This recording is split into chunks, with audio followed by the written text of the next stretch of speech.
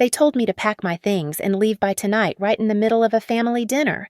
My mother-in-law slid a residency agreement across the table like I was hired help being terminated. 6 days later, the screech of moving trucks echoed down our street. But they weren't there to take me away. Standing among the neighbors, I opened a thick envelope and the entire block fell silent. The woman who'd tried to evict me from my own life was about to discover I'd just become her permanent next-door neighbor. My name is Ava Carlyle, and I should have seen the ambush coming when Evelyn insisted on using her Waterford crystal for what she called a simple family dinner. The dining room at 16 Ashcroft Drive gleamed with the kind of aggressive perfection that made you afraid to breathe wrong sterling silver place settings, fresh peonies in cut glass, and enough lit candles to rival a seance. My mother-in-law had orchestrated this Saturday evening gathering in Maple Harbor with the precision of a military strategist, and I was apparently the target. Derek, my husband of 4 years, kept fidgeting with his napkin while his younger sister Sabrina smirked over her Pinot Grigio. The extended Hart family filled every seat, aunts who'd never liked me, cousins who whispered when I entered rooms, and Evelyn's bridge club friends who'd somehow become family for tonight's performance. "Before dessert," Evelyn announced, her voice cutting through the small talk like a scalpel. "We need to address the elephant in the room." She reached into her Hermes bag and produced a manila folder, her manicured nails drumming against it. "Given Derek's current financial situation, we need to protect the Hart family assets." My fork paused halfway to my mouth. Financial situation. Derek wouldn't meet my eyes. Evelyn slid the folder across the mahogany table, past the untouched creme brulee, until it rested in front of me. "It's a temporary residency agreement. My attorney drew it up to ensure everyone's interests are protected during this transitional period." I opened the folder, scanning the dense legal text while the room held its breath. The document was labeled Voluntary Vacation of Premises Agreement. The key phrases jumped out like slaps: agrees to vacate within 72 hours, waives all claims to marital residence, relinquishes rights to joint property held at 16 Ashcroft Drive. You want me to sign away my rights to my own home. My voice stayed steady, though my hand trembled slightly as I pulled out my phone to photograph each page. "It's not like that," Derek finally spoke, his voice barely above a whisper. "Mom's just trying to help us reorganize while I sort out the investment issue." So, what investment issue I kept photographing, noting the clause that would bar me from accessing joint accounts, the provision that would prevent me from returning without written permission, the waiver of all claims to household contents. Evelyn's smile was sharp as winter ice. "Derek made some unfortunate cryptocurrency decisions. The family needs to consolidate resources, and having a non-contributing member in residence complicates matters." Non-contributing. I set my phone down carefully. I manage 7-figure projects at Northlake Biosystems. My credit score is 780. I've never missed a mortgage payment. "Yet the mortgage is in Derek's name," Evelyn countered. "As is the deed. As are the HOA agreements. You're essentially a long-term guest who's overstayed her welcome." Sabrina giggled. Actually giggled. The aunts exchanged knowing looks. The bridge club ladies clutched their pearls in synchronized concern. "Sign it." "Ava," Derek said, finally finding his spine, or at least the script his mother had given him. "It's just temporary. Once I resolve the crypto situation, everything will go back to normal." I stood slowly, placing my napkin beside my plate with deliberate care. "I need to make a call." "Sit down," Evelyn commanded. "We're not finished." "Oh, but we are." I typed a quick message on my phone. "Plan B is a go. Can we move tonight?" The response came immediately. "Affirmative. Documents ready."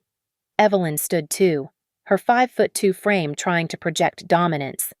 "If you don't sign this tonight, I'll have no choice but to pursue formal eviction proceedings. Derek has already agreed to file. It will be messy, public, and you'll leave with nothing but what you brought into this marriage." I looked at my husband, this man who'd promised to love and protect me, now shrinking under his mother's shadow like a scolded child. Then I looked at the assembled witnesses, all waiting for me to crumble, to beg, to sign their paper and disappear quietly. You know what, Evelyn? I picked up my phone and my purse. You're right. I should leave. In fact, I'll be gone within the week. The room erupted in whispers. Evelyn's smile turned triumphant. Finally, some sense. But I won't be signing anything. I met her gaze directly. And I won't be going far. You might want to prepare yourself for that. As I walked toward the door, I heard Derek call out, Ava, don't be dramatic. Where would you even go? I paused at the threshold, looking back at the table of vultures. Somewhere you'd never expect. Somewhere you can't control. Somewhere that's going to make Sunday dinners really, really interesting. The last thing I saw before leaving was Evelyn's uncertain frown. She'd won this battle, but something in my smile had warned her the war wasn't over. That night, I sat in my home office likely for one of the last times with the photographed pages spread across my laptop screen.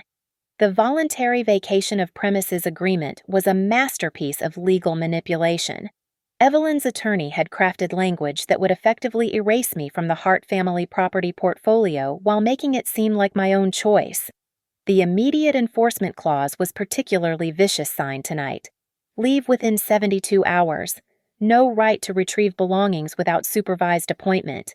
The financial provisions were worse. I'd waive any claim to the equity we'd built, despite my salary contributing to every mortgage payment through our joint checking account. An account, I noticed, that Evelyn had co-signing authority on. For emergencies. I pulled up our financial records, piecing together the trap's full scope. The Hart family trust owned the land beneath our house, a detail Derek had called tax advantages when we married. Evelyn was listed as a trustee with veto power over property transfers. The HOA fees, property taxes, and insurance all routed through an account under Hart Holdings LLC, with Derek as the primary and Evelyn as the authorized representative. My phone buzzed. A text from Derek. Mom means well. The crypto thing is bad, down 80% on a $500,000 position. If you just go along temporarily, I can fix this. $500,000. I closed my eyes, calculating. That explained the urgency. They needed liquidity, and the fastest way was either a home equity line or selling the house. But with my name on the mortgage applications as co-borrower, they'd need my cooperation, unless I was gone, formally renouncing all claims. Another text, from an unknown number. Mrs. Carlyle, this is Patricia Winters from Evelyn's Bridge Club. I'm sorry about tonight, but you should know she's already told everyone you're having mental health issues and Derek needs space to heal. The preemptive character assassination had begun. Classic Evelyn. I opened my separate investment account, the one Derek didn't know existed. 3 years ago, I'd sold my equity stake in a B2B software startup to private equity buyers. After taxes, I'd netted $1.2 million, carefully invested in a mix of index funds and bonds. The quarterly dividends alone could cover mortgage payments on most homes in Maple Harbor. My credit was pristine. My employment stable. My down payment ready. I called Marla Quinn, my real estate attorney and the contact I'd messaged at dinner. Despite it being 10:15 p.m., she answered on the second ring. Ava, I've been expecting your call since I saw the listing. What listing? 18 Ashcroft Drive, your next-door neighbors, the Weatherbys.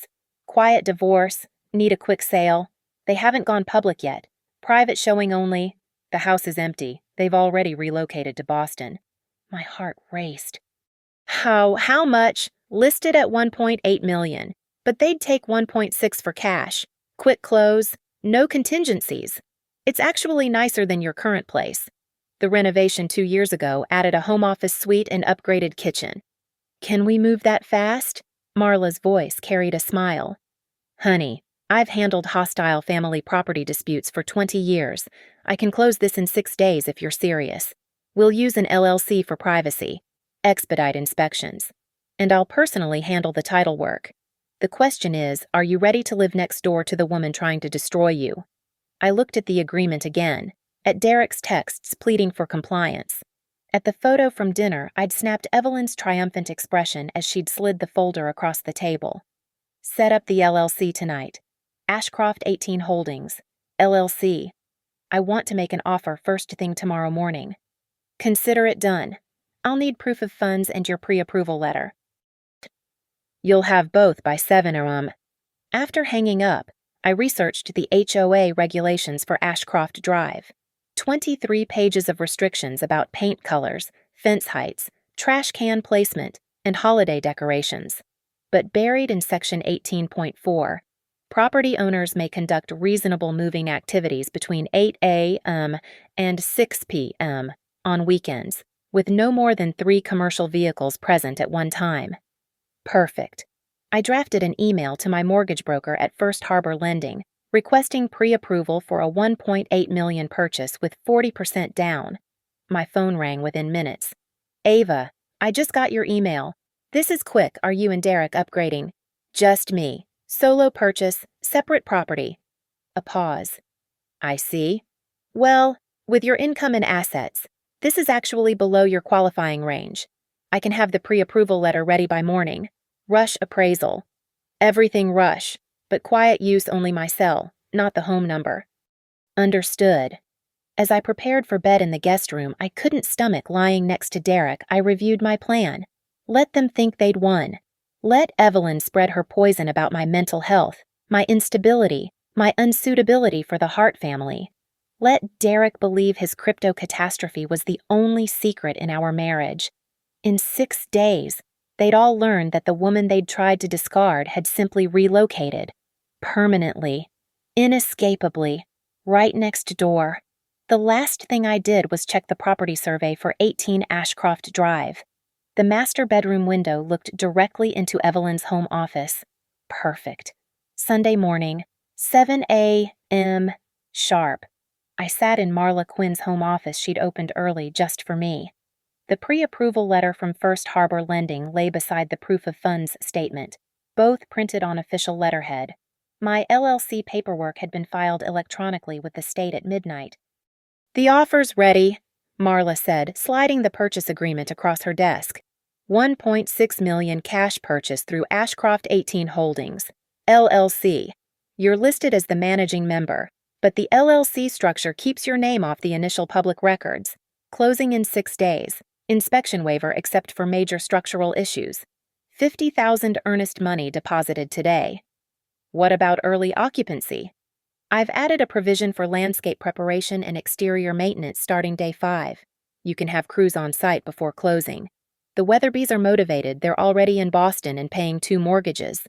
I signed every flagged section while Marla prepared the earnest money wire. How long before they respond? Give me 2 hours. Their attorney is a friend. He knows I only bring serious buyers.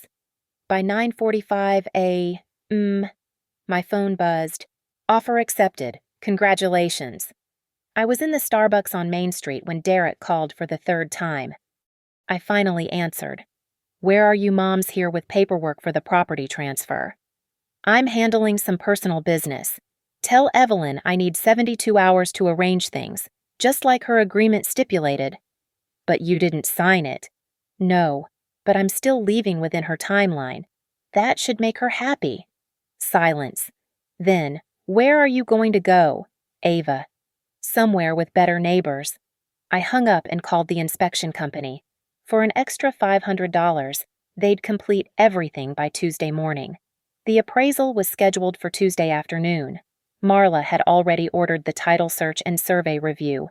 Monday brought a new wave of Derek's texts, alternating between guilt and gaslighting. You're overreacting.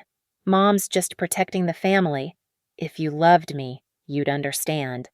I responded to none of them but screenshot everything for my records.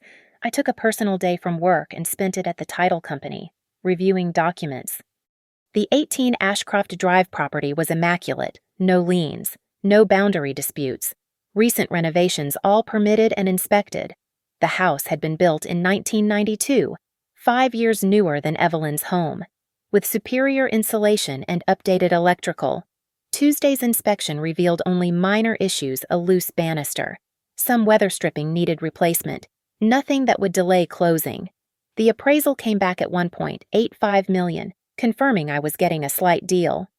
We're clear to close Friday. Marla confirmed Tuesday evening. I've scheduled it for 2 p.m. at the title company. Very private, very quiet. Wednesday. I started my psychological warfare.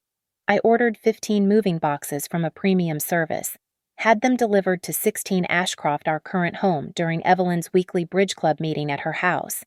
I made sure to use the company with the most distinctive trucks and logos, Platinum Premier Moving Services. Sabrina texted within an hour. Saw the moving boxes. Finally coming to your senses.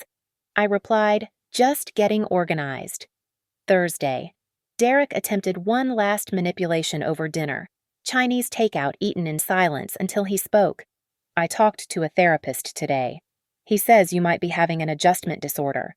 The sudden hostility, the secretiveness, the irrational behavior about Mom's reasonable request. I almost laughed. You talked to a therapist about me without me there. Dr. Morrison is Mom's friend. He specializes in family dynamics. Let me guess Evelyn paid for the session. Derek's jaw tightened. She's trying to help. She's trying to create a paper trail that I'm unstable. It won't work. That night, I packed only essentials into 2 suitcases. Everything else could be retrieved later, with witnesses. I scheduled the real moving trucks for Sunday at noon, 3 trucks from the same Platinum Premier service. Arrival timed for maximum visibility. Friday morning, I dressed in my best business suit and drove to work as normal. At lunch, I told my manager I'd need to leave early for a medical appointment by 1:30 p.m. I was sitting in the title company's conference room, signing my name dozens of times while a notary witnessed each signature. Initial here for the property tax escrow. Sign here for the deed transfer. Initial here acknowledging receipt of keys. With each signature, I built my fortress. With each initial, I claimed my ground. At 3:47 p.m., Marla handed me a folder containing the executed deed for 18 Ashcroft Drive, owned by Ashcroft 18 Holdings, LLC keys to my new home, HOA transfer documentation, paid receipts for all closing costs, a crisp copy of the property survey, showing exactly how close I'd now be to Evelyn. The deed will be recorded Monday morning, Marla said. But as of right now, you own 18 Ashcroft Drive. The sellers confirmed the house is empty and professionally cleaned. Your moving trucks are confirmed for Sunday, and I've notified the HOA president about the ownership transfer taking effect immediately. I held the keys in my hand, feeling their weight. What about the announcement? Marla smiled, pulling out 2 thick envelopes. Everything's prepared. The HOA gets their official notice. Evelyn and Derek get the special package deed copy, photos of the property, cease and desist letter regarding harassment, and a notice that all future communication should go through me. Perfect. I'll deliver them Sunday. During the HOA meeting. When else would I have such a perfect audience? Friday evening, I returned to 16 Ashcroft Drive for what I knew would be my last weekend in that house. Derek was waiting in the living room, Evelyn beside him on the couch like a guardian gargoyle. A new document lay on the coffee table. We've revised the agreement, Evelyn announced without preamble. More generous terms. You can have an extra week to relocate, and we'll provide a modest settlement, $10,000 for transitional expenses. How thoughtful. I didn't sit down, just stood there in my business suit, still carrying my work bag. All you need to do is sign tonight, Derek added, his voice rehearsed. Mom's already arranged for a storage unit for your things, and there's a furnished apartment downtown you can use for 3 months. The apartment's in a nice building, Evelyn said, as if granting me a favor. Very suitable for a single professional woman. The presumption was breathtaking. I pulled out my phone and made a show of checking the time. I need to make some calls about tomorrow's arrangements. What arrangements? Evelyn's eyes narrowed. Moving arrangements.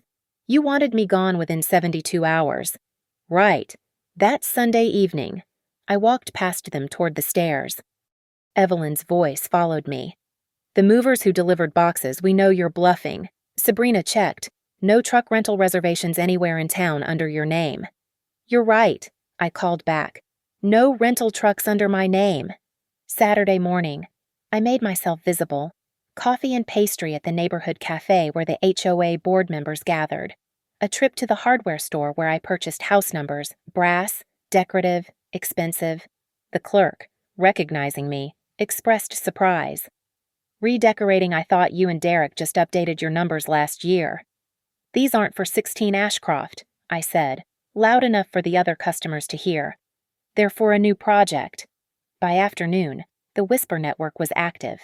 Patricia Winters called, fishing for information. Evelyn says you're having some sort of breakdown, buying house numbers when you're being evicted. I'm not being evicted, Patricia. I'm relocating strategically. What does that mean? You'll see tomorrow. Will you be at the HOA meeting? I wouldn't miss it. Saturday evening brought the full Hart family intervention. Derek's aunts, Sabrina, 2 cousins, and Evelyn's minister all descended on the house. They cornered me in the kitchen while I calmly made myself a sandwich. This is ungodly behavior, the minister intoned. A wife should cleave unto her husband, not abandon him in crisis. Did Evelyn mention she's trying to force me out? I asked, spreading mustard with deliberate care. She's protecting her son from a toxic influence, Aunt Margaret declared. We've all seen how you've isolated Derek from his family.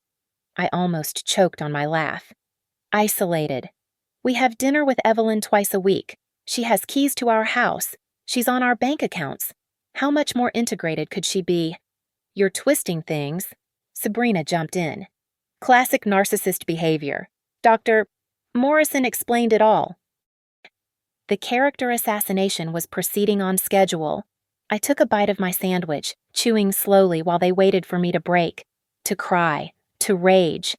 Instead, I pulled out my phone and started a voice recording, placing it prominently on the counter. Please continue explaining my mental health issues. I'm sure this will be useful later.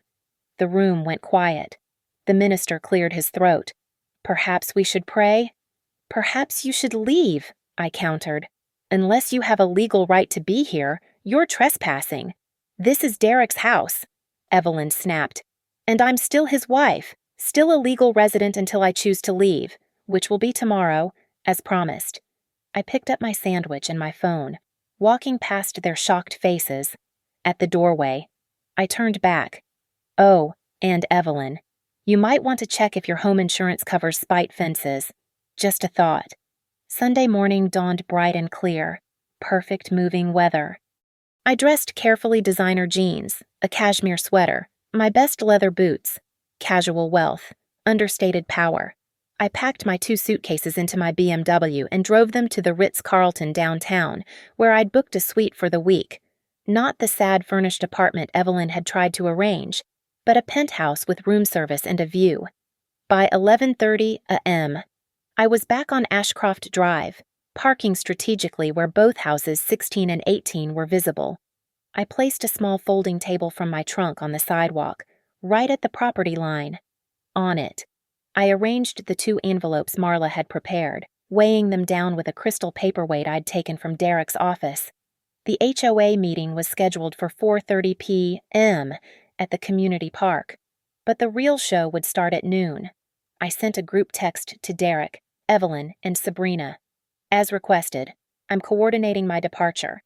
Please be available at 4:30 p.m. for the formal handover of property. HOA president will witness to ensure everything is legal and proper. Evelyn responded immediately. Finally showing some sense. We'll be there. At 11:58 a.m., I stood on the sidewalk, phone in hand, watching the corner where Ashcroft Drive met Maple Avenue. The weekend traffic was light. The neighbors were out walking dogs and tending gardens. The stage was set. At exactly noon, the first Platinum Premier moving truck turned the corner. The closing at 2 p.m. on Friday had been deliberately clinical. The title company's conference room smelled of fresh coffee and leather chairs, a sanctuary of legal precision where emotions had no place. I signed each document with my Mont Blanc pen, the one Derek had given me for our first anniversary, back when he still had a spine. Initial here for the title insurance, the closing agent instructed, her voice professionally neutral. She'd seen enough real estate drama to recognize revenge when it walked through her door, but she kept any observations to herself. I initialed AVG Ava Victoria Carlyle with flourishes that would make Evelyn's perfect Palmer method handwriting look cramped. Each signature was a small act of war, each initial a bullet loaded into my chamber. The wire transfer confirmation came through at 2:23 p.m. $1,280,000, moved from my investment accounts to complete the cash purchase. Clean money, earned from my own sweat and smart decisions, untouched by Hart family manipulation. The deed will be recorded first thing Monday morning, the closing agent explained, organizing the papers into a leather folder embossed with Ashcroft 18 Holdings, LLC. But you're the legal owner as of right now. Marla had been brilliant with the LLC structure. The public records would show a corporate entity, not my name. It would take Evelyn at least a day or two to dig through the state filings to discover I was the managing member. By then, the moving trucks would have told the whole story. I drove by 18 Ashcroft that evening, using the garage door opener for the first time. The house was dark, empty, echoing with possibility.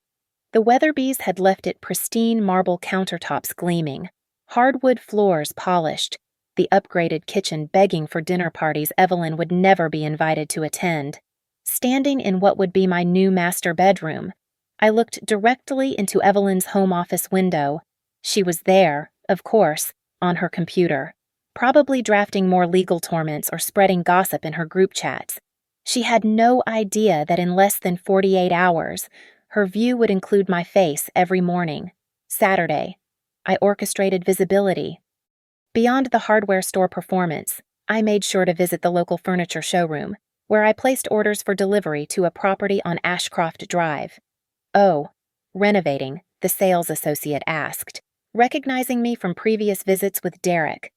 "Upgrading," I replied, selecting a dining table that cost more than Derek's monthly salary. Sometimes you need to invest in your future properly. I also stopped by the Landscape Design Center, reviewing catalogs for fence options. The HOA allowed fences up to 6 feet with approval. I selected a beautiful design that would completely block the sightline between the properties, but only after I'd had my fun. That evening, while the Hart family attempted their intervention, I'd already coordinated with the moving company. 3 trucks, arriving in sequence starting at noon Sunday. The first would carry furniture I'd ordered for express delivery. The second would transport items from a storage unit I'd maintained since before my marriage, things Derek never knew about, including my grandmother's piano and my collection of first edition books. The third truck would be mostly for show, carrying elaborate planters and outdoor furniture for the backyard Evelyn would have to look at every day. I'd also arranged for a landscaping crew to arrive at 1 p.m., right when the trucks would be in full unloading mode. They'd install solar lights along the property line, fully HOA compliant, but bright enough to illuminate Evelyn's bedroom at night. The cease and desist letter Marla had prepared was a masterpiece of legal intimidation. It documented every harassing action: the attempted forced eviction, the character assassination, the financial manipulation, the spreading of mental health rumors. It demanded immediate cessation of all defamatory statements and threatened legal action for intentional infliction of emotional distress. But the best part was the HOA notification. As the new owner of 18 Ashcroft Drive, I was automatically a member in good standing. I had voting rights. I could attend every meeting, participate in every neighborhood decision, and there was absolutely nothing Evelyn could do about it. The property photos Marla had included were strategic, showcasing the superior renovation, the larger lot, the better view.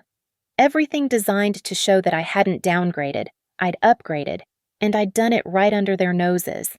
Sunday morning, I checked out of my hotel early, timing my arrival on Ashcroft Drive for maximum impact. I set up my little folding table with theatrical precision, placing the envelopes just so. The crystal paperweight caught the morning sun, sending rainbow refractions across the white envelopes like a promise of the storm to come. Neighbors began gathering casually, walking dogs with suspicious frequency, watering lawns that didn't need it. They sensed drama brewing, and in a neighborhood where the most exciting event was usually someone painting their shutters in unapproved shade, this was Christmas morning. At 11:55 a.m., I saw Evelyn's curtains twitch. She was watching. Good. At 11:58 a.m., I stood in perfect view, checking my phone with exaggerated concentration. A few neighbors had stopped pretending to be casual, openly standing on their lawns to watch. At noon, exactly, the first truck rumbled around the corner. Not just any truck Platinum Premier's flagship vehicle, the one they used for their celebrity clients, gleaming white with gold lettering. It pulled up to 18 Ashcroft Drive, my new home, the fortress I'd built with cash and careful planning. The driver stepped out, clipboard in hand, and called out loud enough for the entire street to hear, "Delivery for the new owner of 18 Ashcroft Drive, Ms. Carlyle." "That's me," I called back, my voice carrying clearly in the Sunday quiet. The curtains at 16 Ashcroft didn't just twitch, they flew open. The community park at Ashcroft Drive was a manicured testament to suburban perfection, pentagon-shaped gazebo, heirloom rose beds, and today, 23 folding chairs arranged in precise rows for the monthly HOA meeting. By 4:15 p.m., most seats were filled. Word had spread like wildfire that something momentous was happening at the Hart properties. I arrived at 4:25 p.m., walking slowly, deliberately, my heels clicking against the paved path. I'd changed into a burgundy dress that meant business, paired with the diamond earrings from my mother, not a Hart family gift. The 2 envelopes were in my hand, the papers inside them practically radiating heat. Evelyn sat in the front row, flanked by Derek and Sabrina. She'd dressed for war, too, her best saint. John's suit, the one she wore to charity galas where she needed to assert dominance. Derek looked haggard, his polo shirt wrinkled, his face bearing the expression of a man who'd just realized his mother's protection came with a price he couldn't afford. "Ava," Patricia Winters called out, her voice pitched with excitement disguised as concern. "We heard you were moving out today." "Moving, yes," I said, taking my place at the side of the gathering. "Out, that's a matter of perspective." HOA President Robert Fitzgerald, a retired judge who ran meetings with courtroom precision, called for order.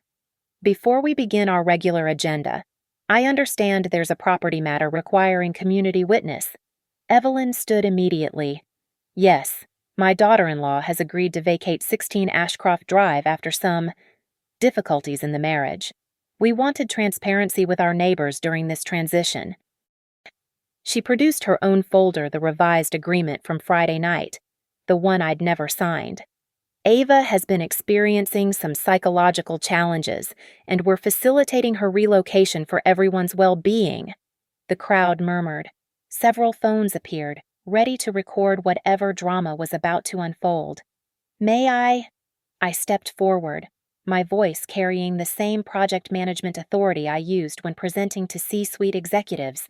"There seems to be some confusion about today's proceedings." "There's no confusion," Evelyn snapped. "You're leaving. The trucks were here all day." "Yes, the trucks were here," I agreed. 3 of them, in fact. "Did you happen to notice where they were unloading?" Derek's face went pale.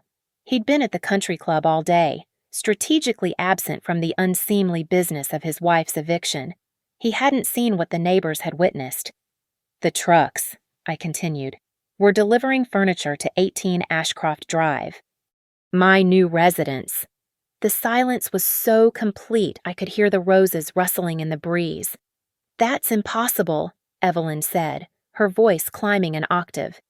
"The Weatherbys haven't even listed—" "They sold privately. The closing was Friday afternoon." I held up the first envelope, the one marked HOA Board. "This contains the official ownership transfer documentation, deed recording confirmation, and my membership application for the Ashcroft Drive Homeowners Association." Robert Fitzgerald accepted the envelope with the gravity of a judge receiving evidence. He opened it, scanning the contents, his eyebrows rising incrementally with each page. "This appears to be in order," he announced. "Ashcroft 18 Holdings. LLC, with Ava Carlisle as managing member, is the new owner of 18 Ashcroft Drive. Welcome to the neighborhood, Ms. Carlisle, though I suppose you never really left." Nervous laughter rippled through the crowd. Evelyn's face had gone from pale to flushed to a concerning shade of purple. "You bought the house next door." Derek's voice cracked like a teenager's. "With what money?" "My money," I said simply. "From my investments. The ones you never asked about because you assumed I was as financially helpless as your mother trained you to believe all women should be." I turned to face the assembled neighbors, ensuring everyone could hear clearly. For context, my mother-in-law attempted to force me from my home using a document that would have stripped me of all property rights and branded me as mentally unstable. She spread rumors about my psychological state, attempted to damage my reputation, and tried to manipulate me into signing away my legal protections. "How dare you?" Evelyn started. "I dare because I have proof." I pulled out my phone, scrolling to the screenshots.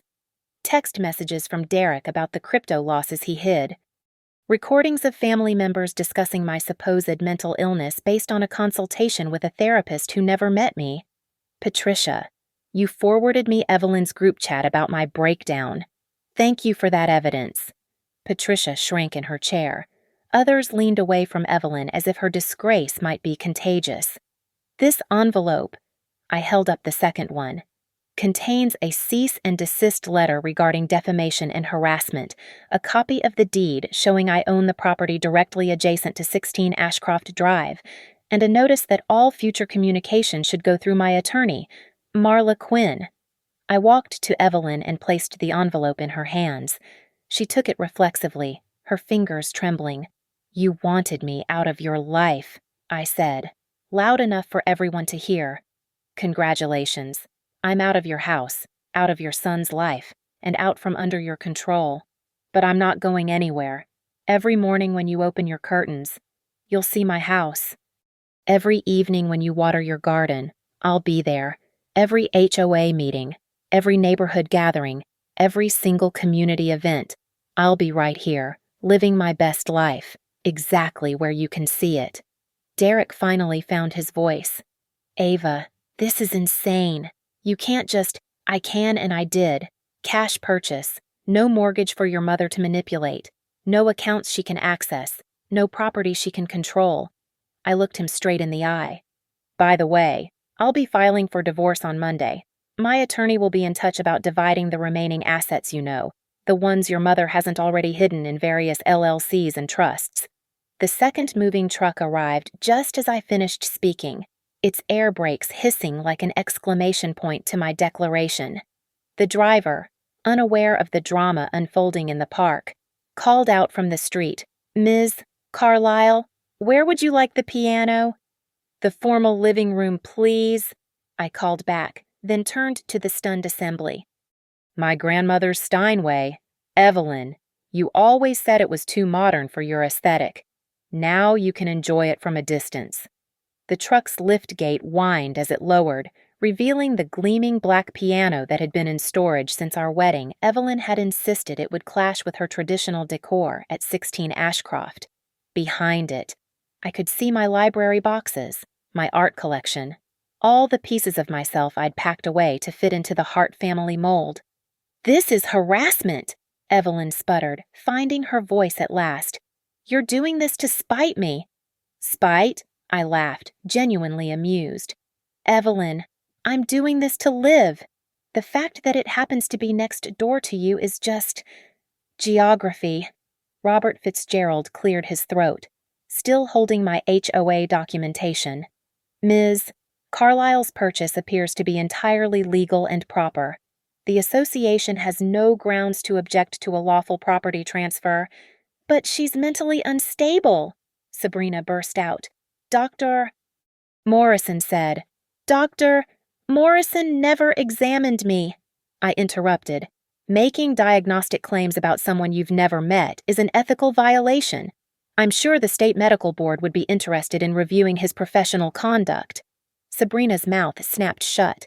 The crowd was riveted, heads swiveling between us like spectators at Wimbledon.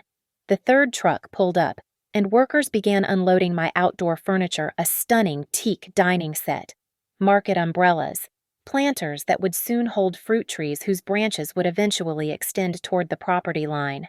All HOA compliant, all perfectly within my rights. "You won't last a month," Evelyn hissed, abandoning any pretense of civility. "This neighborhood has standards. We have ways of dealing with troublemakers." Troublemakers. I pulled out my phone again, opening the voice recorder. "Please, tell me more about these ways you have." "I'm sure everyone here would love to hear about HOA violations, or perhaps threats of harassment." Robert Fitzgerald stood abruptly. "That's quite enough. Ms.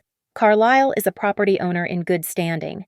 Any harassment or retaliation will be dealt with according to our bylaws and, if necessary, law enforcement."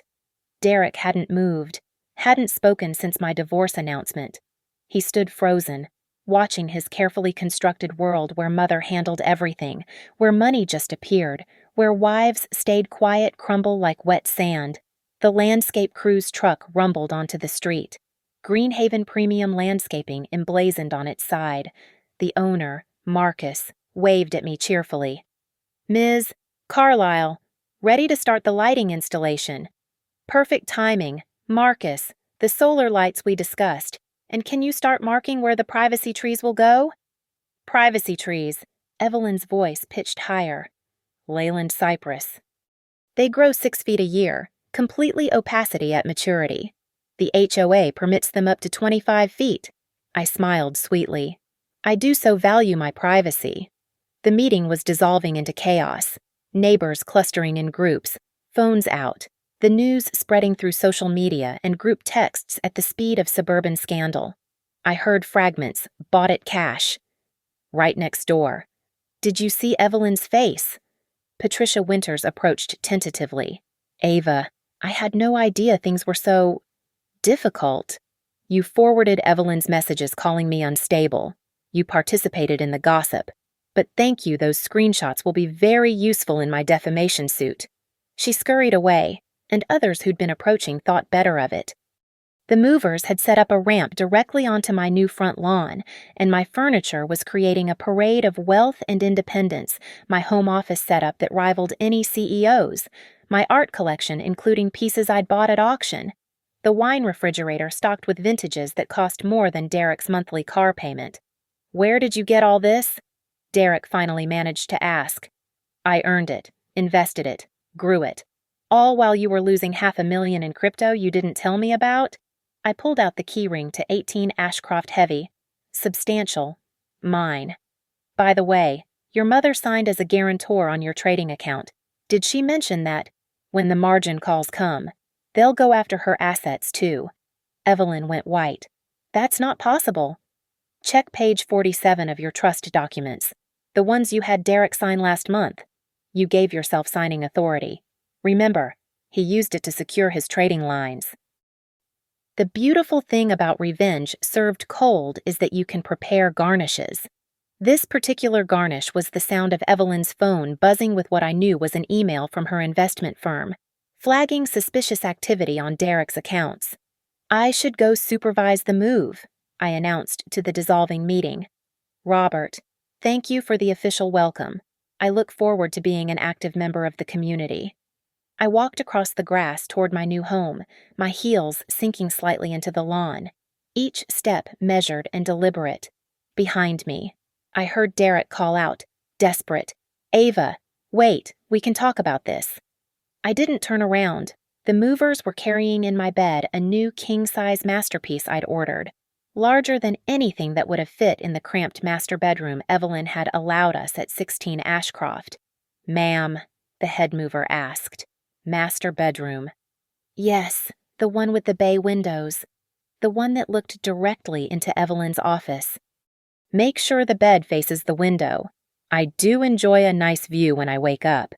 The sun was setting by the time the last truck pulled away, painting the sky in shades of victory gold and redemption pink. I stood in my new living room, surrounded by boxes and possibility, watching through the bay window as neighbors dispersed from the park. Some glanced toward my new house with curiosity. others with barely concealed admiration.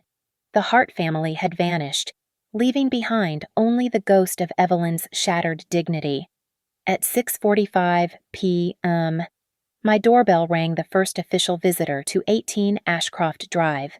It was Robert Fitzgerald, holding a bottle of wine and wearing an expression of careful neutrality. "A housewarming gift," he said, offering the bottle. "Chateau Margaux, 1995. I've been saving it for an occasion worth remembering." "That's very kind, Robert." He paused, then added quietly, "That was quite a performance today."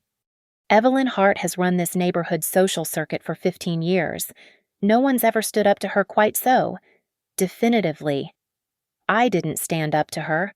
I removed myself from her reach while ensuring she could never forget the consequences of her actions. He nodded slowly. "The board will be watching for any retaliation from either side. We prefer our drama on Netflix, not our front lawns. All I plan to do is live my life, Robert, peacefully, visibly, permanently."